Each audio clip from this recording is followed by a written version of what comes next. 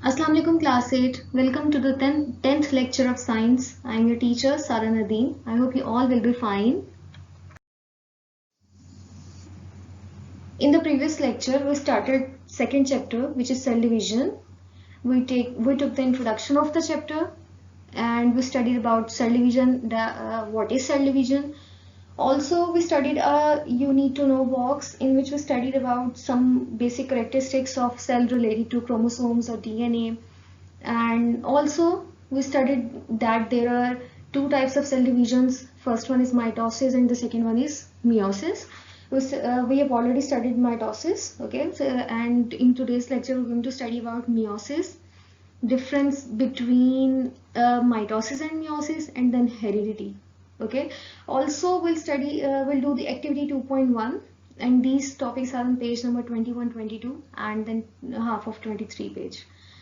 Mitosis में हमने देखा था कि सेल डिवीजन, जो बेसिक सेल डिवीजन होती है वो किस तरह से हो रही होती है, कैसे एक सेल स्प्लिट अप होकर टू सेल्स में हो रहा होता है। हमने देखा उसमें सबसे पहले एक इंटरफेस का फेज होता है जिसमें क्रोमोसोम्स जो होते हैं रेप्लिकेट होते हैं, डबल हो जाते हैं। देन फिर उसमें न्यूक्लियर डिवीजन होती है, न्यूक्लियर डिवाइड होते हैं, क्रोमोसोम्स हाफ हाफ दोनों साइड्स में चले जाते हैं। देन फिर हमने देखा साइटोकाइनेसिस का स्टेप जिसमें साइटोप्लाज्म डिवाइड हो रहा होता है, and then finally two cells इस तरह से डिवाइड होके टू न्यू सेल्स आ रहे होते हैं जिसमें सेम नंबर ऑफ क्रोमोसोम्स होते हैं, ठीक है। यहाँ पे अब हम देखेंगे मियोसिस में क्या हो रहा होता है, मियोसिस कैसे डिफरेंट है माइटोसिस से, फिर डिफरेंसेस देखेंगे, फिर हेरिडिटी का टॉपिक आएगा जिसमें हमने शुरू में इंट्रोडक्शन में देखा था कि इस चैप्टर में बेसिकली दो चीज़ों पे बात हुई है, एक तो सेल डिवीजन और दूसरी हेरिडिटी। फिर उसके बाद हम देखेंगे एक्टिविटी 2.1 भी हम इस लेक्चर में सॉल्व करेंगे। Okay, so meiosis is basically a process by which the nucleus of a cell divides twice to form 4 daughter cells. सबसे बड़ा meiosis में difference यही होता है कि 4 daughter cells बनते हैं एक cell से, ठीक है, in such a way that the number of chromosomes in each daughter cell is reduced to half. Her daughter cell में number of chromosomes half होते हैं compared to the parent cell. Parent cell के comparison में daughter cell में जो भी daughter cells बनते हैं, 4 डॉटर सेल्स, उसमें हाफ नंबर ऑफ क्रोमोसोम्स होते हैं। अगेन मियोसिस में क्या हो रहा है, एक सेल से ठीक है 4 डॉटर सेल्स बन रहे हैं, 4 डॉटर सेल्स में डिवाइड हो रहा है एक सेल, ठीक है, जिसमें नंबर ऑफ क्रोमोसोम्स हाफ होते हैं पेरेंट सेल के कंपैरिजन में। सपोज अगर हम ह्यूमन में ही बात करें, हम ह्यूमंस में 46 नंबर ऑफ क्रोमोसोम्स होते हैं, तो अब मियोसिस के बाद जो क्रोमोसोम्स जो 4 डॉटर सेल्स बनेंगे ह्यूमंस में, उसमें नंबर ऑफ क्रोमोसोम्स हर डॉटर सेल में 23 होंगे। इस तरह से कैसे होता है वो आगे हम फर्दर देखते हैं। द प्रोसेस, मियोसिस का प्रोसेस बेसिकली 2 डिविजन्स पे कंसिस्ट कर रहा होता है, एक meiotic 1 division and second one meiotic 2 division. Meiotic 1 division में क्या हो रहा होता है, नंबर ऑफ क्रोमोसोम्स जो होते हैं reduce to half as compare to the parent cell. Meiotic 1 division में जो पेरेंट नंबर ऑफ क्रोमोसोम्स होते हैं वो हाफ हो जाते हैं। देन मियोटिक 2 डिवीजन में क्या होता है, मियोटिक 2 डिवीजन बिल्कुल माइटोसिस की तरह की डिवीजन होती है जिसमें जो हाफ नंबर ऑफ क्रोमोसोम्स जो आए होते हैं उससे 4 डॉटर सेल्स बनते हैं, ठीक है। यहाँ पे अभी बहुत सारी चीजें आपको क्लियर नहीं होंगी, आगे फर्दर डायग्राम में देखते हैं किस तरह से मियोसिस हो रहा होता है। Okay, so this is figure 2.2। इसमें यहाँ पे एक्सप्लेन किया हुआ है मियोसिस को। सबसे पहले देखते हैं, ये एक पेरेंट सेल है, ठीक है, फर्स्ट वन। इस पेरेंट सेल में यहाँ पे 4 क्रोमोसोम्स को रिप्रेजेंट किया हुआ है, लेकिन इसका मतलब ये नहीं है कि 4 ही क्रोमोसोम्स होंगे। हम यहाँ पे ह्यूमंस की एग्जांपल लेके ही चलेंगे। अगर यहाँ पे ह्यूमंस का सेल है तो यहाँ पे 46 नंबर ऑफ क्रोमोसोम्स होंगे, ठीक है। पेरेंट सेल हैविंग 4 क्रोमोसोम, यहाँ पे 4 प्रेजेंट किए हुए, ओके। देन यहाँ पे फर्स्ट फेज वही आया है, फेज इंटरफेज का फेज है, ठीक है, जिसमें जो क्रोमोसोम होते हैं वो डबल हो जाते हैं, रेप्लिकेट हो जाते हैं, ठीक है। इंटरफेज का फेज माइटोसिस में भी हो रहा होता है, मियोसिस में भी हो रहा था, ठीक है। ये चीज आप सबने याद रखनी है। अब मियोटिक 1 डिवीजन, ये जो 2 यहाँ पे सेल्स हैं, ये 3 सेल्स हैं, ये बेसिकली कंसिस्ट कर रहे होते हैं मियोटिक 1 डिवीजन पे। अब मियोटिक 1 में देखें हो क्या रहा होता है, ये एज इट इज वही सेंट्रियोल्स होते हैं, जो सेंट्रियोल्स का रोल वैसे ही होता है हर दफा। यहाँ पे भी ये सेंट्रियोल्स हैं जिन्होंने न्यूक्लियस को डिवाइड कराना है, ठीक है। लेकिन यहाँ पे डिवीजन हो किस तरह से हो रही होती है? पहले क्या हो रहा था, जो एक एक क्रोमोसोम थे, जैसे सपोज ये 2 क्रोमोसोम्स थे इकट्ठे जो एक रेप्लिकेट हुए हुए थे, उसमें से एक क्रोमोसोम ऊपर चला जाता था तो दूसरा क्रोमोसोम एक नीचे आ जाता था। लेकिन यहाँ पे क्या हो रहा है कि पूरे पूरे पेयर हाफ हाफ हो रहे हैं। देखिए 4 क्रोमोसोम्स के पेयर्स थे, 2 पेयर्स ऊपर चले गए, 2 पेयर्स नीचे आ गए। एक सबसे बड़ा डिवीजन ये डिफरेंस जो है माइटोसिस और मियोसिस में, कि यहाँ पे जो है क्रोमोसोम्स जो रेप्लिकेट हुए थे वो सेपरेट नहीं हो रहे हैं, बल्कि पेयर्स हाफ हाफ डिवाइड हो रहे हैं, हाफ पेयर ऊपर चले गए और हाफ पेयर्स नीचे रह गए।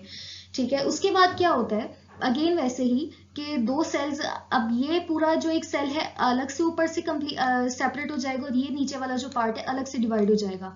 और यहाँ पे ये जो साइटोकाइनेसिस का स्टेप हो रहा होता है जिसमें साइटोप्लाज्म जो होता है डिवाइड हो रहा होता है। हाफ साइटोप्लाज्म ऊपर चला गया और ऊपर ये देखिए यहाँ पे पूरा एक न्यूक्लियस डेवलप हो चुका है, न्यूक्लियर डिवीजन यहाँ पे हो चुकी है। न्यूक्लियस यहाँ पे एक बन चुका है ऊपर भी और नीचे भी, जिसमें हाफ नंबर ऑफ क्रोमोसोम्स है। ओके, हाफ तो अभी है नहीं है, अभी तो यहाँ पे 4 ही है जो के पेयर्स की फॉर्म में। अब इसके बाद क्या होता है, यहाँ पे मियोटिक 1 डिवीजन का काम खत्म हो गया है। इसके बाद जो अगला स्टेप है ये बिल्कुल मियोटिक 2 का स्टेप है, जो कि बिल्कुल माइटोसिस जैसा होता है। यहाँ पे क्या हो रहा है, ऊपर जो माइटोसिस डिवीजन, ये ऊपर वाला जो पार्ट है, ये वाला पार्ट, इसमें माइटोसिस अलग से हो रही है और इसमें बिल्कुल अलग से माइटोसिस हो रही है। आगे फर्दर देखते हैं, थोड़ा सा मैंने इसके लिए सेपरेट एक पार्ट बनाया है माइटोसिस की, एक पिच डायग्राम के साथ ही देखते हैं कि किस तरह से मियोटिक 2 डिवीजन जो है माइटोसिस की तरह के सिमिलर। ओके, सो मियोटिक 2 डिवीजन है, ये पिक्चर है, ये मैंने मियोटिक 2 डिवीजन की पिक्चर को यहाँ पे सेपरेट किया है। यहाँ तक इस पार्ट तक मियोटिक 1 डिवीजन हो रही होती है, जिसमें साइटोप्लाज्म साइटोकाइनेसिस से सेपरेट हो जाता है। सेपरेट तो कहीं नहीं होता, लेकिन है ग्रुप एक आ जाता है और ऊपर का एक न्यूक्लियस अलग हो जाता है और नीचे का एक जो पार्ट है वो अलग हो चुका होता है। 2 न्यूक्लियस इस तरह से फॉर्म हो चुके होते हैं। लेकिन इन 2 न्यूक्लियस के बाद फर्दर जो डिवीजन होती है वो 4 डॉटर सेल्स में होती है। यहाँ पे जैसे बिल्कुल ऊपर वाले पार्ट में माइटोसिस अलग से होता है, नीचे वाले पार्ट में जो है माइटोसिस अलग से होता है। कैसे? सपोज इस वाले पार्ट को लेके चलते हैं, ठीक है। दूसरी तरफ मैंने यहाँ पे माइटोसिस की डायग्राम ली है। ये इंटरफेज वाला फेस है, ठीक है। जैसे इंटरफेज में काम होता है, रेप्लिकेट हो चुके हैं यहाँ तक। जैसे यहाँ पे देखिए बिल्कुल आपको सेम लगेंगे ये और ये जो हमने माइटोसिस में देखे थे। यहाँ तक जो है क्रोमोसोम्स जो है डबल रेप्लिकेट हो चुके हैं, जैसे यहाँ पे इंटरफेज में माइटोसिस में होते हैं। इसके बाद क्या स्टेप होना है, बिल्कुल वैसे ही न्यूक्लियर डिवीजन होनी है दोनों सेल्स में। यहाँ पे देखिए सेपरेट होना स्टार्ट हुआ है, तो 2 क्रोमोसोम्स ऊपर चले गए, 2 क्रोमोसोम्स नीचे। उसके बाद 2 अलग से 2 न्यूक्लियस जो है बन चुके हैं, डेवलप हो चुके हैं। और उसके बाद 2 डॉटर सेल्स यहाँ बने हैं। बिल्कुल एग्जैक्टली इस सारे प्रोसेस से गुजरने के बाद यहाँ पे 2 डॉटर सेल्स बनते हैं। तो इस वजह से कहा जाता है कि मियोटिक 2 डिवीजन जो है बिल्कुल माइटोसिस की तरह से होती है। अब ये जो सारा काम ऊपर वाले सेल में हुआ है, नीचे भी सारा काम बिल्कुल एग्जैक्टली ऐसे ही इन नीचे वाले सेल में भी होना है, नीचे वाले न्यूक्लियस में भी होना है। और इस सब प्रोसेस से गुजरने के बाद अगेन बिल्कुल इसी तरह से ये 2 डॉटर सेल्स आने। तो 2 दफा माइटोसिस इस तरह से हो रहा होता है और इस तरह से फाइनली 4 डॉटर सेल्स आते हैं। ठीक है, सो ये यहाँ तक क्लियर होनी चाहिए। अगेन थोड़ा सा रिवाइज कर रही हूँ मैं। पहले मियोसिस की बात करेंगे तो सबसे पहले इंटरफेस होता है, वैसे ही क्रोमोसोम्स रेप्लिकेट होते हैं। उन क्रोमोसोम्स की रेप्लिकेशन के बाद मियोटिक 2 डिवीजन होती है, जिसमें क्रोमोसोम्स सेपरेट नहीं होते जो कि रेप्लिकेट होने के बाद, बल्कि पेयर्स हाफ हाफ हो जाते हैं। हाफ पेयर्स ऊपर चले गए, हाफ पेयर्स नीचे चले गए। फिर उन पेयर्स की जो आगे डिवीजन होती है वो बिल्कुल वैसे ही होती है जैसे माइटोसिस की डिवीजन हो रही होती है, जैसे मैंने अभी आपको माइटोसिस की डायग्राम के साथ एक्सप्लेन किया है। बुक में थोड़ा सा बहुत डीपली लिखा हुआ नहीं है, एक्सप्लेनेशन नहीं है, लेकिन टू बी क्लियर कि आपको समझ ही नहीं आनी वरना इस तरह से। तो सो दैट इज वाई मैंने यहाँ पे माइटोसिस की पिक्चर यहाँ इंक्लूड किया, उस तरह से आपको एक्सप्लेन किया है कि इन दोनों पार्ट्स में ऊपर भी माइटोसिस की अलग से डिवीजन हो रही होती है, सॉरी ऊपर भी माइटोसिस के थ्रू सेल डिवीजन हो रही होती है और यहाँ भी नीचे भी माइटोसिस के थ्रू हो रही होती है। उसके बाद न्यूक्लियर डिवीजन होती है, साइटोकाइनेसिस होता है और 2 डॉटर सेल्स प्रोड्यूस हो जाते हैं। इसी तरह ऊपर 2 डॉटर सेल्स है, इसी तरह नीचे 2 डॉटर सेल्स है। So that is meiotic 2 division. अब क्वेश्चन ये है कि माइटोसिस और मियोसिस हो कहाँ पे रहे होते हैं, कि हमने देखा माइटोसिस में भी हो रहा है, मियोसिस में भी हो रहा है। माइटोसिस की हमने बहुत बात की, लेकिन ये मियोसिस वाली डिवीजन कहाँ पे हो रही होती है? यहाँ पे डिफरेंस आपको ये वाले क्वेश्चंस क्लियर हो जाएंगे। सबसे पहला बेसिक डिफरेंस जो माइटोसिस और मियोसिस में, कि माइटोसिस में 2 डॉटर सेल्स जो होते हैं प्रोड्यूस होते हैं, फॉर्म होते हैं एक पेरेंट सेल से, जबकि मियोसिस में बहुत कॉमन डिफरेंस कि 4 डॉटर सेल्स बन रहे होते हैं एक पेरेंट सेल से। ठीक है, फिर उसके बाद number of chromosomes daughter cell में सेम रहते हैं, ठीक है, जो जैसे पेरेंट सेल में होते हैं माइटोसिस में, लेकिन मियोसिस में हाफ हो जाते हैं, पेरेंट सेल के कंपैरिजन में हाफ हो जाते हैं। ठीक है, ये यहाँ तक क्लियर होना चाहिए।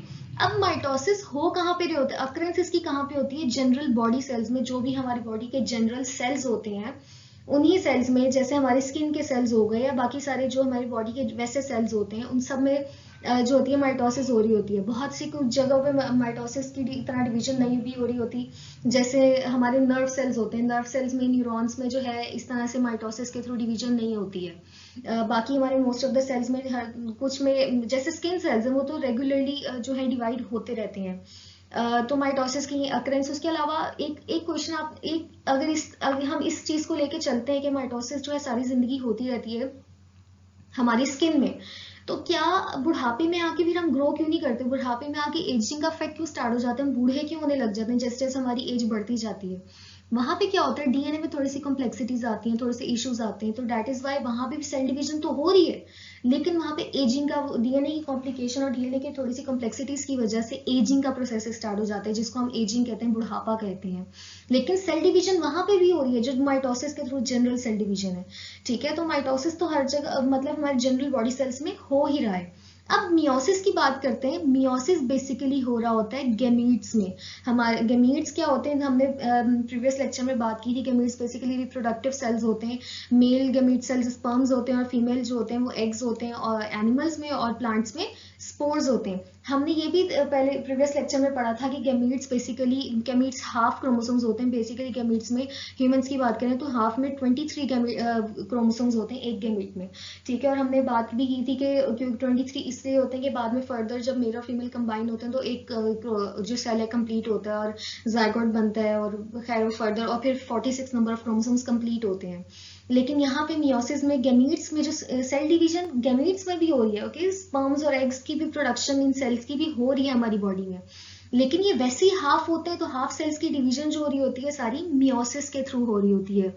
तो एक ये इंपॉर्टेंट स्टेप है कि आप लोगों को एक ये इसका डिफरेंस है, मेजर डिफरेंस। ठीक है, जनरल सेल में हमने देखा हमारी जो जनरल बॉडी की सेल्स है उसमें माइटोसिस के थ्रू सेल डिवीजन हो रही होती है, जबकि हमारे जो बॉडी के स्पेसिफिक जो रिप्रोडक्टिव सेल्स हैं गैमीट्स जो होते हैं उसमें जो होती है मियोसिस के थ्रू सेल डिवीजन हो रही होती है। ठीक है, तो ये एक मेजर डिफरेंस था माइटोसिस और मियोसिस का, कि कहाँ कहाँ ये यूज हो रही होती है हमारी बॉडी में, कहाँ पे हो रही होती है। और प्लांट्स में भी जो स्पोर्स की सेल डिवीजन होती है, प्लांट्स में भी अगर हम बात करें तो जनरल सेल्स में जो डिवीजन हो रही है वो माइटोसिस के थ्रू ही हो रही है, लेकिन जब जो प्लांट्स में प्रोडक्टिव सेल्स होते हैं जिनको स्पोर्स कहा जाता है या सिंपली पॉलन ग्रेन्स भी कहा जाता है, वहां पे जो डिवीजन हो रही है वो मियोसिस के थ्रू हो रही होती है।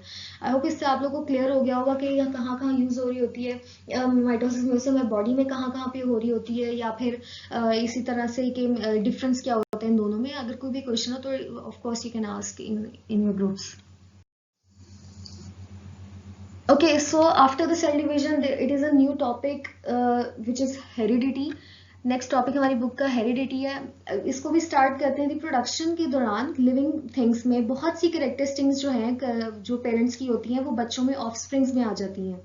ये एक जनरल ऑब्जर्वेशन है, आपने देखा भी होगा कि वो बहुत से जो बेबीज हैं अपने पेरेंट्स से रिजेंबल करते हैं किसी ना किसी हद तक, कि उनकी कहीं ना कहीं से मुशाबिहत आती है, या बहुत से हमारे फीचर्स मिलते होते हैं बेबीज के अपने पेरेंट्स से। तो ये रीजन होती है कि कैरेक्टरिस्टिक्स जो है रिप्रोडक्शन के दौरान, जो सेक्सुअल रिप्रोडक्शन होती है उसके दौरान पास ऑन होती है फर्दर बच्चों में।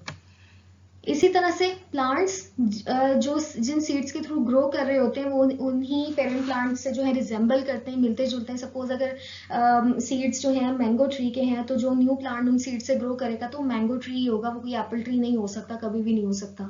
तो वो जो रिजेंबलेंस होती है प्लांट से एक तरह से मिलते जुलते हैं, तो वो इस वजह से होती है, हेरिडिटी होती है, जो कि प्रोडक्शन के दौरान कैरेक्टरिस्टिक्स पास ऑन होती हैं।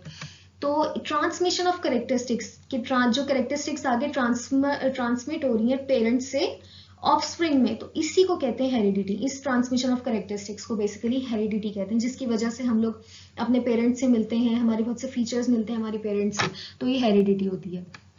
के अलावा वो कैरेक्टरिस्टिक्स, वो फीचर्स जैसे colour of eyes, skin colour या हेयर कलर, फिर अटैच्ड या फ्री एयर लोब्स, जो कान एयर लोब्स होते हैं कुछ के अटैच होते हैं कुछ के फ्री होते हैं, फिर हाइट, इसी तरह इंटेलिजेंस, ये सारे कुछ फीचर्स होते हैं उन कैरेक्टरिस्टिक्स से जो कि हमारे पेरेंट्स से बच्चों में ट्रांसफर होती हैं कैरेक्टरिस्टिक्स, और इन कैरेक्टरिस्टिक्स को हेरिडिटरी कैरेक्टरिस्टिक्स कहते हैं। ओके, वो कैरेक्टरिस्टिक्स जो कि पेरेंट्स से बच्चों में ट्रांसफर हो रही हैं, जैसे हमें एग्जांपल में यहाँ पे दिया हुआ है eye colour, skin colour, hair colour या हाइट, तो ये चीजें इनको कहते हैं हेरिडिटरी कैरेक्टरिस्टिक्स। ओके, तो ओके, हेरिडिटी मजीद ही टॉपिक फर्दर कंटिन्यू हो रहा है, लेकिन अच्छा, we know that children possesses many features similar to those of their parents but they also differ from their parents in certain aspects। हमने देखा है कि बहुत सी कैरेक्टरिस्टिक्स तो हमारी सिमिलर होती हैं, किसी हद तक कुछ फीचर सिमिलर होते हैं, कुछ नहीं भी होते, लेकिन कुछ डिफरेंट भी तो होते हैं हमारे पेरेंट्स से, सिमिलर कुछ फीचर्स होते हैं जो डिफरेंट होते हैं हमारे पेरेंट्स से। इसी तरह से हमारे जो ब्रदर्स और सिस्टर्स होते हैं, बहन भाई होते हैं, उनमें भी बहुत सी कैरेक्टरिस्टिक्स कुछ सेम होती हैं, बहुत से डिफरेंसेस भी होते हैं। हालांकि ब्रदर्स और सिस्टर के भी पेरेंट्स तो सेम ही होते हैं, फिर भी हम लोग ब्रदर और सिस्टर एक जैसे बिल्कुल नहीं होते, सेम कैरेक्टरिस्टिक्स में ट्रांसमिट हुई होती, बहुत से डिफरेंसेस होते हैं बहन भाइयों में आपस में भी। तो ये जो डिफरेंसेस होते हैं, differences among family members of a family और अ स्पीशी के, जनरली एक स्पीशी की अगर बात करें, इन डिफरेंसेस को वेरिएशंस कहते हैं। ओके, ये जो डिफरेंसेस होते हैं एक स्पीशी में, जैसे इंसान है, ठीक है, कहने को तो एक स्पीशी है, लेकिन सारे इंसान, most of the human beings जो है एक दूसरे से डिफरेंट होते हैं, वो इनकी ये जो वेरिएशंस आती हैं, ये जो डिफरेंसेस आते हैं, इसको बेसिकली वेरिएशन कहते हैं। अब वेरिएशन की बहुत सी रीजन हो सकती हैं, कभी कभी कुछ कैरेक्टरिस्टिक्स होती हैं जो हमारे पेरेंट्स से, जो मदर से आ रही होती हैं, कुछ हमारे फादर से आती हैं, कुछ हमारे ग्रैंड पेरेंट्स से भी आ रही होती हैं कैरेक्टरिस्टिक्स जो पास ऑन हो रही होती हैं, तो और कुछ दोनों की कंबाइन होके जेनेटिकली न्यू कैरेक्टरिस्टिक्स भी बन जाती हैं। जैसे कभी होता है पेरेंट्स का कलर ब्लैक हो, किसी का थोड़ा लाइट डार्क ब्राउन कलर हो, तो उसकी या लाइट ब्राउन कलर हो मदर का, फादर का, तो फिर बच्चों का हो सकता है डार्क ब्राउन कलर हो, मदर और फादर के कंबाइन होने से, कॉम्बिनेशन से एक न्यू कैरेक्टरिस्टिक प्रोड्यूस हुई हो, तो ये भी होता है, इस वजह से भी वेरिएशंस आती हैं। और दूसरी वेरिएशंस की ये भी रीजन होती है कि वेरिएशंस अक्सर जो है एनवायरमेंटल चेंजेस की वजह से भी आती हैं। अगर बहुत अरसे से हम एक जगह पे रह रहे हैं जहाँ पे सपोज के गर्मी बहुत ज्यादा होती है, सनलाइट हीट बहुत ज्यादा होती है, जैसे मोस्टली जो इक्वेटर के पास एरियाज होते हैं, अर्थ के सेंटर में इक्वेटर के करीब, वहां पे हीट बहुत ज्यादा होती है, गर्मी बहुत ज्यादा होती है, तो वहां पे जो लोग होते हैं उनका कलर यूजुअली क्या होता है, बहुत डार्क स्किन होती है, डार्क कलर होता है, वो सनलाइट की वजह से, सन की रेस की वजह से जो होता है उनका डार्क कलर होता है। सो बहुत से इन्वायरमेंटल फैक्टर्स की वजह से, इन्वायरमेंट के चेंज की वजह से भी जो न्यू ऑफस्प्रिंग प्रोड्यूस होते हैं उसमें वेरिएशंस आ सकती हैं, उनकी जो कैरेक्टरिस्टिक्स होती हैं वो डिफरेंट हो सकती हैं। इस सब की वजह से हो सकता है पेरेंट्स का इतना डार्क कलर ना हो, लेकिन वहाँ उस एरिया में रहने की वजह से जो काफी अरसे से अगर वहाँ पे रह रहे हैं, तो उनके सनलाइट का हीट का इफेक्ट, जो सनलाइट की हार्मफुल रेस का इफेक्ट इतना ज्यादा हो कि जो ऑफस्प्रिंग है उनका कलर डार्क हो। तो ये सारी वेरिएशंस बेसिकली इस वजह से आती हैं, या तो जेनेटिकली हो सकती हैं, जीन्स के डिफरेंट में चेंजेस की वजह से, या फिर एनवायरनमेंट में चेंजेस की वजह से। ओके, सो फिर यहाँ पे बात की हुई beneficial variations help organisms to adapt, live successfully in their environment, adapt their environment, have greater chances of survival and continue the race. कुछ वेरिएशंस होती हैं जो बेनिफिशियल होती हैं, ठीक है, उससे क्या होता है, हमारे लिए बेनिफिट होता है कि हम जो बेनिफिशियल वेरिएशंस होती हैं उससे क्या होता है कि ऑर्गेनिजम्स जो है हो सकता है एनवायरनमेंट में अच्छे से अडेप्ट कर सकें, अच्छे से रह सकें, उनके सर्वाइवल के चांसेस बढ़ जाएं, और वो उनकी जो रेस है, जो नस्ल है, वो बिल्कुल खत्म ना हो। यहाँ पे ना एक जनरली ह्यूमंस की तो बात नहीं करूंगी मैं, यहाँ पे एक बैक्टीरिया की एग्जांपल लेती हूँ। बैक्टीरिया यूजुअली जो बहुत ज्यादा हाई टेम्परेचर्स होते हैं वहां पे जो है ग्रो नहीं कर पाते।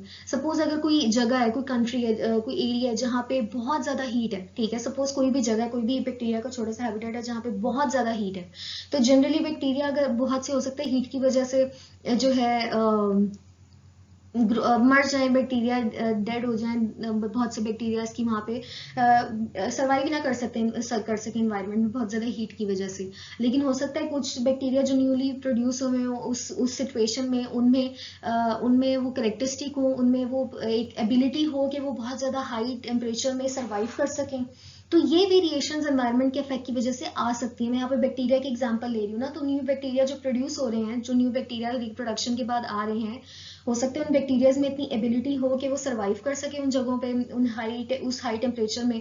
तो उससे क्या होगा, हो सकता है बहुत से बैक्टीरिया जो पहले के बैक्टीरियाज होंगे उनकी डेथ हो जाए, वो मर जाए, बैक्टीरिया वहाँ सर्वाइव ना कर सके। लेकिन जो न्यू ऑफस्प्रिंग्स होंगे बैक्टीरियाज के, न्यूली प्रोड्यूस बैक्टीरिया होंगे, उनमें वो एबिलिटी हो और उस वजह से वो सर्वाइव कर जाएं, और उनकी जो नस्ल है बैक्टीरिया की उस एरिया में, वो स्पीशी या नस्ल है, वो बिल्कुल खत्म ना हो, बल्कि वो उन न्यूली प्रोड्यूस बैक्टीरियाज की वजह से आगे बढ़ती चलती रहे। तो ये इसका होता है बेनिफिट वेरिएशंस का। अगर मैं चलो यहाँ पे ह्यूमंस की भी एग्जांपल लेती हूँ, बहुत ज्यादा हम लोग जो यूजुअली हम आम ह्यूमन बींग्स हैं बहुत ज्यादा नॉर्थ पोल या साउथ पोल पे, क्योंकि इतनी ज्यादा ठंड होती है, हम सर्वाइव ही नहीं कर सकते, वहां रह ही नहीं सकते यूजुअली। और हमारी कंट्री का जैसे एनवायरनमेंट है बहुत एक मॉडरेट कह सकते हैं, कि ना बहुत ज़्यादा गर्मी होती है ना बहुत ज़्यादा सर्दी होती है यूजुअली हम जिन एरियाज़ में रहते हैं, instead of except the hilly areas, या जहाँ बहुत ज़्यादा ठंड होती है। तो हम लोग यूजुअली हो सकता है नॉर्थ पोल साउथ पोल पे सर्वाइव ही ना कर सके, क्योंकि हमें आदत नहीं होती हमें उस एनवायरनमेंट में रहने की। लेकिन जो लोग वहाँ रह रहे हैं बहुत अरसे, जिन्होंने वहाँ पे रहना शुरू किया, उनको हो सकता है बाद में जो वहाँ पे उनके न्यू ऑफस्प्रिंग प्रोड्यूस हो, न्यू बेबीज हों, उनमें वो एनवायरनमेंट की वजह से वो फैक्टर आ जाए, वेरिएशन आ जाए एनवायरनमेंट के चेंज की वजह से, कि वो उनकी बॉडीज जो है वो उस एनवायरनमेंट को बर्दाश्त कर सकें, उस कोल्ड को, इतने ज़्यादा एक्सट्रीम टेम्परेचर को, कोल्डनेस को बर्दाश्त कर सकें। तो ये वेरिएशंस आती हैं जिसकी वजह से उनको ऑर्गेनिजम्स को उस एनवायरनमेंट में रहने में आसानी मिलती है, उस एनवायरनमेंट को अडेप्ट कर पाते हैं और वहाँ पे रह पाते हैं सक्सेसफुली। और वहाँ पे बल्कि फिर इस तरह से न्यू जो ऑफस्प्रिंग होंगे, वहाँ पे इंसानों की नस्ल खत्म नहीं होगी, बल्कि अब आप देख नहीं रहे जैसे नॉर्थ पोल और साउथ पोल पे लोग बहुत ज़्यादा जो पॉपुलेशन है वो भी बढ़ती जा रही है, लोगों ने रहना शुरू कर दिया है। नॉर्थ पोल पे तो नहीं, साउथ पोल पे मोस्टली। खैर वहाँ पे अब फिर भी वहाँ पे पॉपुलेशन बढ़ रही है, लोग रह ही रहे हैं वहाँ पे, तो वो अडेप्ट कर, उनकी बॉडीज ने आहिस्ता आहिस्ता अडेप्ट करना शुरू कर दिया है वहाँ पे रह के एनवायरनमेंट के accordingly. Okay, so now it is a time for activity 2.1। Activity 2.1 में आप लोगों ने यहाँ पे बताना है कि कंपेयरिंग हेरिडिटरी कैरेक्टरिस्टिक्स, आपने हेरिडिटरी जो कैरेक्टरिस्टिक्स हैं उनको ऑब्जर्व करना है। Observe your on body features, अपने फीचर्स को ऑब्जर्व करें, फिर अपने पेरेंट्स को, फिर ग्रैंड पेरेंट्स के फीचर्स को, फिर बहन भाइयों के ऑन ऑब्जर्वेशन को रिकॉर्ड करके आपने इस टेबल को फिलअप करना है। ओके, सबसे पहली कैरेक्टरिस्टिक्स यहाँ करेक्टर उन्होंने दिया हुआ है हेयर, स्ट्रेट या कर्ली हेयर, हो सकता है स्ट्रेट हो किसी के, हो सकता है कर्ली हो। सबसे पहले अपने के हेयर के बारे में लिखें, फिर अपने फादर के, देन अपने मदर के, फिर सिस्टर के, फिर ब्रदर के, फिर ग्रैंड पेरेंट्स, पैटर्नल्स होते हैं आपके फादर की तरफ से, जो ग्रैंड पेरेंट्स के हेयर हो सकता है कर्ली हो या स्ट्रेट हो, उनको लिखियो। इस तरह से मैटरनल ग्रैंड पेरेंट्स जो आपकी मदर की फादर और मदर होते हैं, उनके करेक्टर्स को लिखें यहाँ पे। हेयर कुछ का हो सकता है कर्ली हो या स्ट्रेट हो। इसी तरह से देन आई कलर, यहाँ पे इन्होंने एग्जाम्पल दी हुई, ब्लू, ब्राउन एंड ब्लैक, हो सकता है ग्रीन कलर भी हो या और कोई कलर भी हो। तो जो भी कलर है आप अपना लिखें, फादर का, मदर का, sister, brother, then grand parents का, सबका। फिर देन कॉम्प्लेक्शन, जो कि आपका स्किन कॉम्प्लेक्शन होता है, कुछ का फेयर हो सकता है, कुछ का लेस डार्क हो सकता है, कुछ का डार्क हो सकता है। तो जो भी कॉम्प्लेक्शन है आप उसको, कॉम्प्लेक्शन को यहाँ पे लिखें। इसी तरह से हाइट को बहुत टॉल हाइटेड हो सकते हैं, कुछ मीडियम हाइटेड हो सकते हैं, नॉर्मल जिनकी हाइट होती है, कुछ शॉर्ट हाइटेड हो सकते हैं जिनकी हाइट कम हो, तो आप उनको ऑब्जर्व करके यहाँ पे इस टेबल को फिल करना है। और जिनके सिस्टर हो सकता है, किसी की सिस्टर ना हो, तो आप उस कॉलम को एम्प्टी छोड़ देंगे। इस तरह से हो सकता है किसी के ब्रदर ना हो, किसी का भाई ना हो, तो आप उस कॉलम को, ब्रदर के कॉलम को एम्प्टी छोड़ देंगे। ग्रैंड पेरेंट्स के लिए अगर नहीं है आपकी ग्रैंड पेरेंट्स, तो आप अपने पेरेंट्स से हेल्प ले सकते हैं वहाँ पे ग्रैंड पेरेंट्स का ये कॉलम्स को फिल करने के लिए। ओके, तो आपने फीचर्स को ऑब्जर्व करते हुए इस टेबल को फिल करना है अपने बुक पे। ओके, देन एक्टिविटी 2.1 ही फर्दर कंटिन्यू हो रही है। आपने कुछ क्वेश्चंस के आंसर लिखने उस टेबल को फिल करने के बाद। सबसे पहले यहाँ पूछा हुआ features are common to you and your brothers and sisters, कि आपने ये अपने टेबल फिल करने के बाद आपको पता रहेगा क्या क्या वहाँ पे जो फीचर्स हैं आपके बहन भाइयों में और आप में सिमिलर है, तो आपने फीचर्स यहाँ पे बताने। हो सकता है हेयर कलर सबका सेम हो, सबके हेयर कलर ब्लैक हो सकता है आई कलर सबका सेम हो, ब्लैक आई कलर हो सकता है हाइट सबकी सेम हो, टॉल हाइटेड हो सारे या शॉर्ट हाइटेड हो, कुछ भी हो सकता है। तो आपने वो यहाँ पे फीचर्स बताने कौन कौन से सिमिलर है। Then which of this features are also present in your parents और ग्रैंड पेरेंट्स, कि आपने फिर बताना है कि वो कौन से फीचर्स हैं जो कि अभी आपने ऊपर लिखे हैं उनमें से जो आपके पेरेंट्स में भी हैं और ग्रैंड पेरेंट्स में भी हैं। तो आपने वो फीचर्स बताने हैं यहाँ पे, जो कोई हो सकता है आपके हेयर कलर सबका सेम हो आपके बहन भाइयों में, फिर आपके पेरेंट्स का भी हो सकता है, ग्रैंड पेरेंट्स का भी हो सकता है। तो जो भी फीचर्स आपके पेरेंट्स में या ग्रैंड पेरेंट्स में सिमिलर हैं, आपने वो फीचर्स को यहाँ पे लिखना है। Then what conclusion do you draw from the above observations, के आपने फिर बताना कि आप इन ऑब्जर्वेशन से क्या एक रिजल्ट निकाल रहे हो, क्या एक कंक्लूजन ड्रॉ कर रहे हो, रिजल्ट बताना है। तो आप देखोगे कि कुछ सिमिलर हो सकते हैं, आपकी जो फीचर्स हैं वो से आपके पेरेंट्स से मिलते हो सकता है कुछ फीचर्स जो आपके पेरेंट्स से ना मिलते हो बल्कि ग्रैंड पेरेंट्स से मिलते हो। तो आपने यहाँ पे जनरल एक स्टेटमेंट बतानी है कि कैरेक्टरिस्टिक्स जो ट्रांसफर हो रही होती हैं वो सिर्फ पेरेंट्स से ही नहीं होती बल्कि ग्रैंड पेरेंट्स से भी होती हैं। इन ये टेबल बेसिकली इसीलिए दिया गया था कि जो डीएनए पीछे से जीन्स चलते चले आ रहे होते हैं जनरेशन टू जनरेशन, बेसिकली वो कैरेक्टरिस्टिक्स पास ऑन हो रही होती हैं और वो रेस टू रेस आगे फर्दर जा रही होती हैं। तो बहुत सी हमारे फीचर्स पेरेंट्स से मिलते हैं तो बहुत से हमारे ग्रैंड पेरेंट्स से मिलते होंगे। तो आप यहाँ पे तो इसकी ऑब्जर्वेशन का मकसद ही ये था कि आपको पता लगे कि फीचर्स कैरेक्टरिस्टिक्स सिर्फ पेरेंट्स से नहीं आ रही होती, हमारे ग्रैंड पेरेंट्स से भी आ रही होती हैं। तो ये भी पॉसिबिलिटी होती है, ग्रैंड पेरेंट्स से भी बहुत से सिमिलैरिटीज हो सकती हैं। तो आपने यहाँ पे जनरल एक स्टेटमेंट बतानी है, इस तरह से लिखनी है। What are the characters which are transferred from parents to offspring called? अभी हमने पढ़ा है कि उन characters को क्या कहते हैं जो ट्रांसफर हो रहे होते हैं। फिर which of your body features are different from your brothers and sisters? अभी हमने ऊपर similarities की बात की थी, अब हमने यहाँ पे differences की बात करनी है कि कौन से हमारे जो features हैं बहन भाइयों से हमारे different हैं। Then what are the characteristics which are different in members of a family or in members of a species called? अब वो कैरेक्टरिस्टिक्स जो डिफरेंट होती हैं हमारी फैमिली में या फैमिली मेंबर्स में या फिर एक स्पीशी में, तो उसको क्या कहते हैं, ये भी हमने ऊपर टॉपिक में पढ़ा है कि सिमिलैरिटीज को क्या कहते हैं, जो कि आपने इस क्वेश्चन में आंसर करना है, और फिर डिफरेंसेस को क्या कहते हैं जो आपने लास्ट क्वेश्चन में आंसर करना है। ओके, और यहाँ पे आपने सिंपल एक जनरल स्टेटमेंट बता देंगे कि बहुत सी कैरेक्टरिस्टिक्स होती हैं, बहुत से फीचर्स यस कैरेक्टरिस्टिक्स होती हैं, हेरिडिटरी कैरेक्टर्स होते हैं जो कि हमारे पेरेंट्स से आ रहे होते हैं और बहुत सी ग्रैंड पेरेंट्स से आ रहे होते हैं। हमें पता चलता है कि जनरेशन टू जनरेशन जो कैरेक्टरिस्टिक्स हैं वो पास ऑन हो रही होती हैं। Okay class, so this is our today's lecture. We studied about meiosis, cell division which occurs in gametes, and then also we studied about the heredity and variation, and we did activity 2.1. Now it is a diary to draw figure 2.2 on your copies, and figure 2.2 is about meiosis, which is the basically meiosis. Also do activity 2.1 on books, और आपने 2.1 की activity को books पर solve करना है। अच्छा, एक चीज मुझे लग रहा है मैं मिस करके, मुझे अभी याद आई कि ऊपर हमने बात की डायग्राम में वहाँ पे क्रोमैटिड्स का वर्ड यूज हुआ था कि meiosis की जो डायग्राम थी उसमें वहाँ पे उन्होंने लिखा हुआ था नीचे कहीं पे, यस डायग्राम के नीचे लिखा हुआ था आफ्टर मियोटिक, आप लोग अपनी बुक्स खोलें साथ साथ देख लें। After meiotic one division the daughter cells have 2 chromosomes each, ठीक है, डॉटर सेल जो ऊपर बनते हैं दो, जो हमने देखा था मियोटिक वन डिवीजन के लास्ट में, तो दो क्रोमोसोम होते हैं, पेयर्स होते हैं उसमें, दो सेल्स, दो न्यूक्लियस डिवाइड हो चुके होते हैं और ऊपर वाले न्यूक्लियस में भी 2 पेयर होते हैं, नीचे वाले न्यूक्लियस में भी 2 पेयर होते हैं। At this stage each chromosome has been shown to have 2 chromatids, के हर क्रोमोसोम में 2 chromatids होते हैं। अभी एक न्यू वर्ड था आप लोगों के लिए chromatids। तो chromatids क्या होता है, हमने देखा था क्रोमोसोम की कुछ रेप्लिकेशन के बाद ऐसी कुछ जो होती है शेप बन जाती है।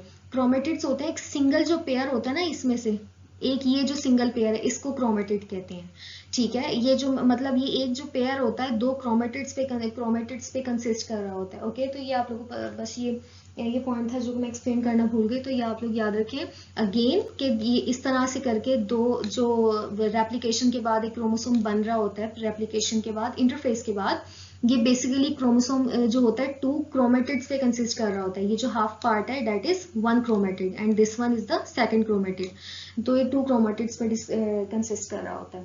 ओके, और मियोटिक वन डिवीजन में हमें जो होता है 2 क्रोमेटिड्स मिलते हैं बेसिकली हर पार्ट में। So that's all for now. Thank you everyone. Take care of yourselves. Allah Hafiz.